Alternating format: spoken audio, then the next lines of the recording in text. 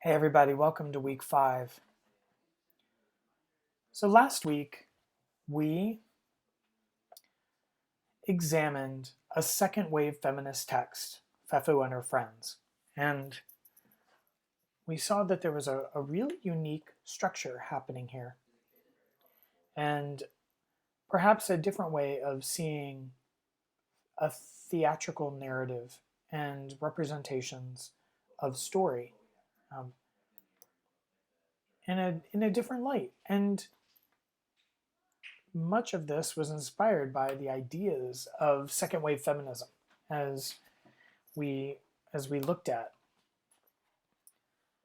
This week we are combining the considerations of post-colonial ideation, largely inspired by Said's Orientalism, and the beginnings of third wave feminism, as Rampton talked about, which goes into the ideas not just of women's equality, but also the fact that there are multiple points of identity and expression and performance of identity that have the potential to be oppressed due to certain types of hegemonic structures. Huang's M. Butterfly is the play that we are reading for this week. Published in the late 80s and produced, and is a powerful testament to the ideas of both Said's Orientalism and to third wave feminist ideas. It focuses on the binary aspects of oppression, both through the concepts of gender and also through nationality. And so we are to read this play.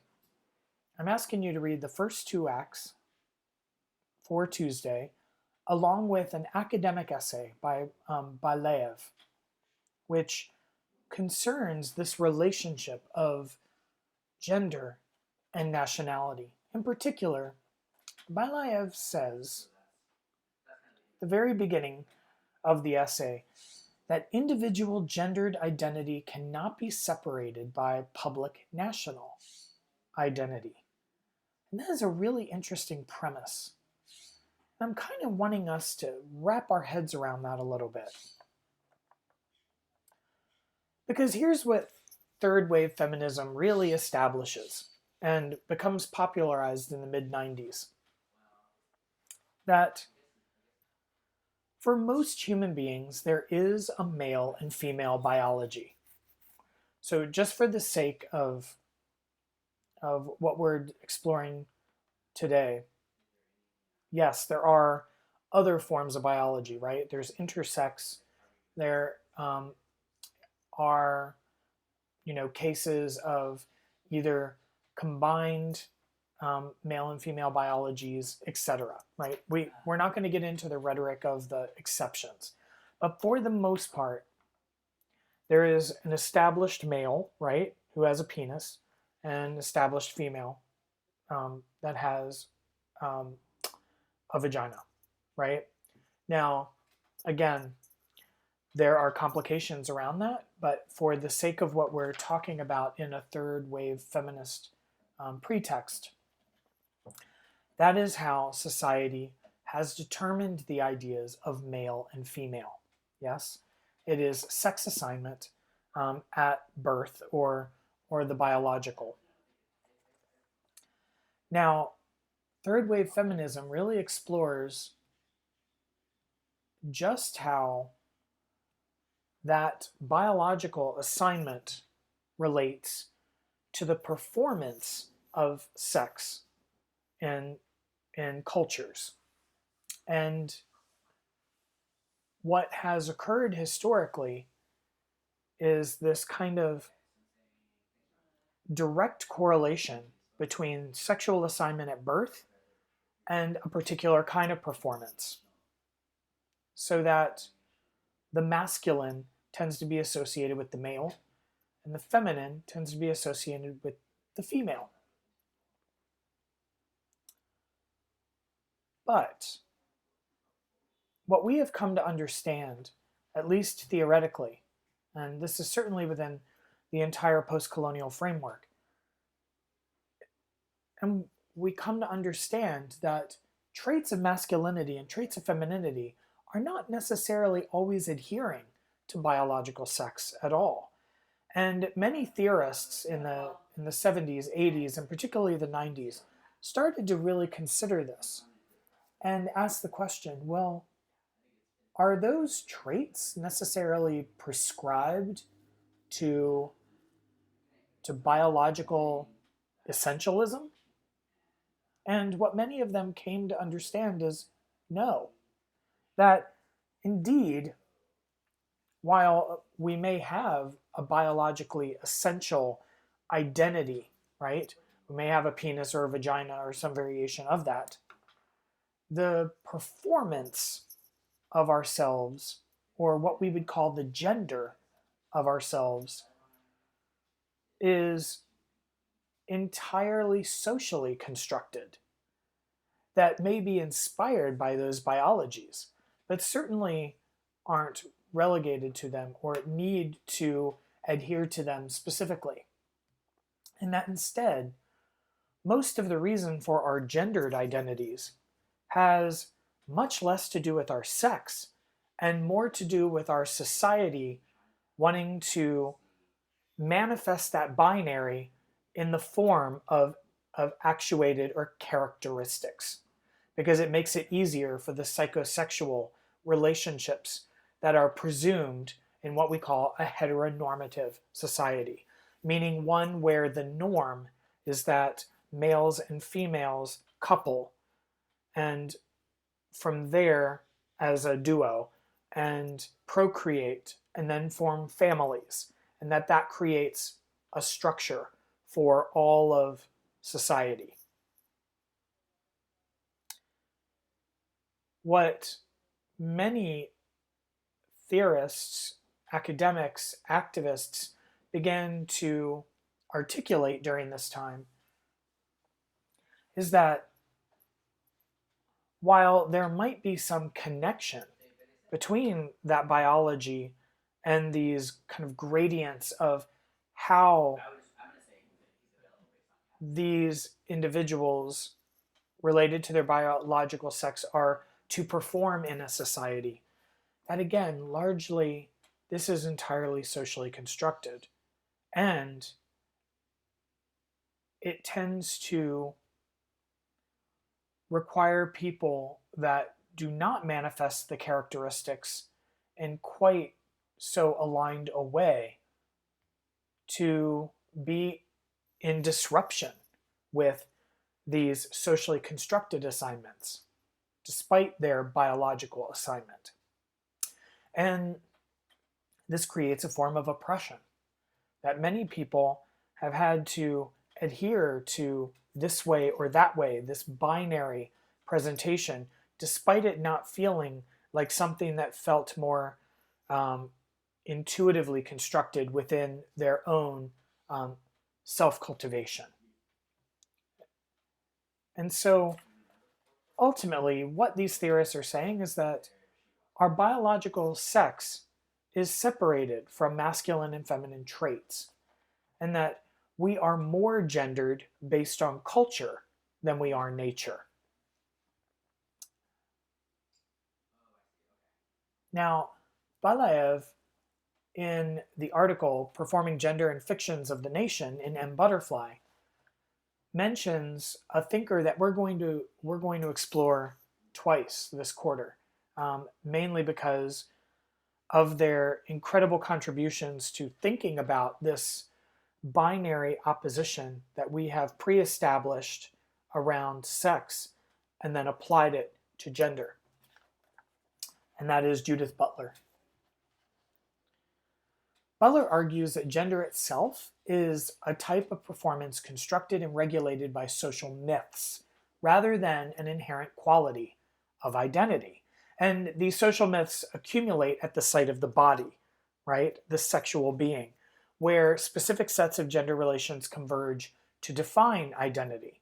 Now, maybe we do this as, or a society does this as a way to kind of clarify the functions, or it is maybe a primal way to associate sex with the performance of self.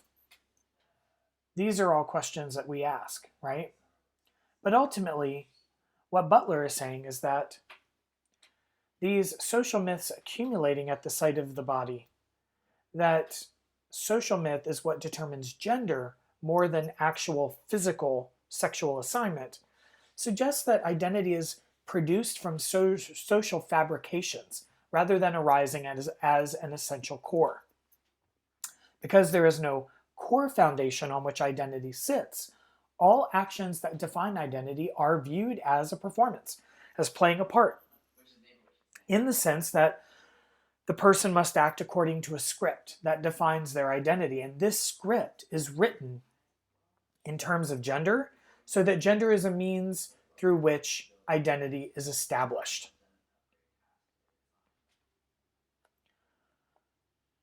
And that's a lot to wrap your head around. Maybe you all are already thinking about this in your own way. This has become more of a colloquial idea among your generation. But I want to take this further, because in that binary gender construction are some kind of presumed colonial aspects that not only continue to perpetuate the dominance of a patriarchy or a male-based society, but also a perpetuated dominance of Western society. So this is where it begins to get a little bit closer to Orientalism. In our culture, we are constructed to think of masculine as dominant, right? And feminine as submissive.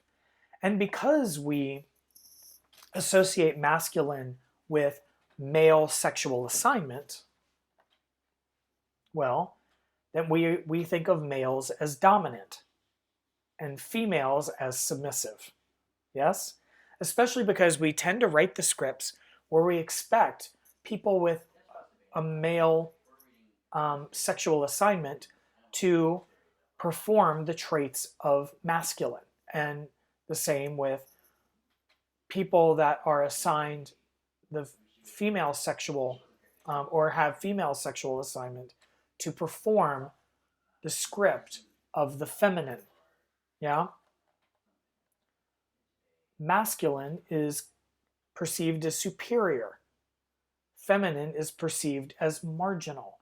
You can begin to understand why women, for example, female-identified individuals, did not have the right to vote until the early 20th century.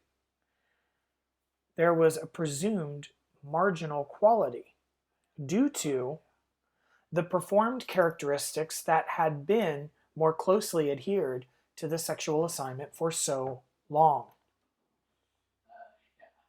As a result, we know that even in a woke culture, that male biological males, when they perform feminine traits, they are immediately ridiculed by their cohorts and by the social script, right? For example, I am wearing a pink wig on my head at the moment. If I was to walk into class, there would be laughter.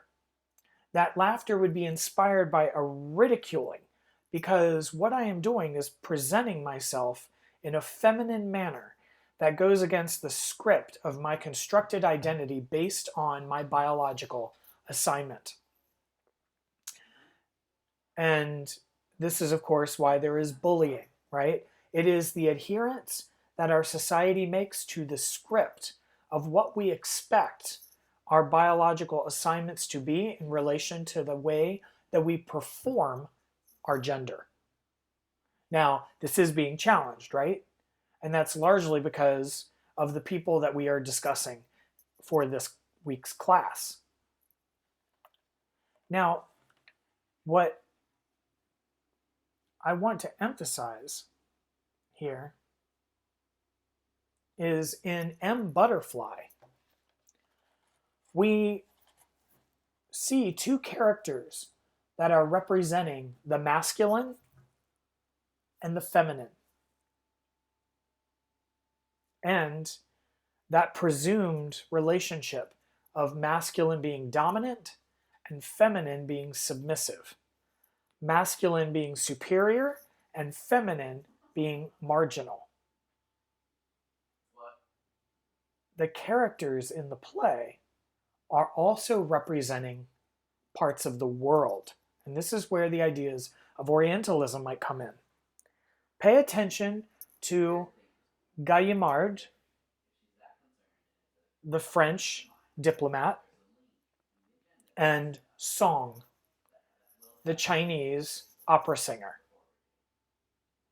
I don't want to talk too much about this yet because I want you to start making connections of your own, but maybe we can begin to see how even these constructions of gender are being applied to the constructions of nationality, and how we might even begin to see a colonial behavior emerge as a result.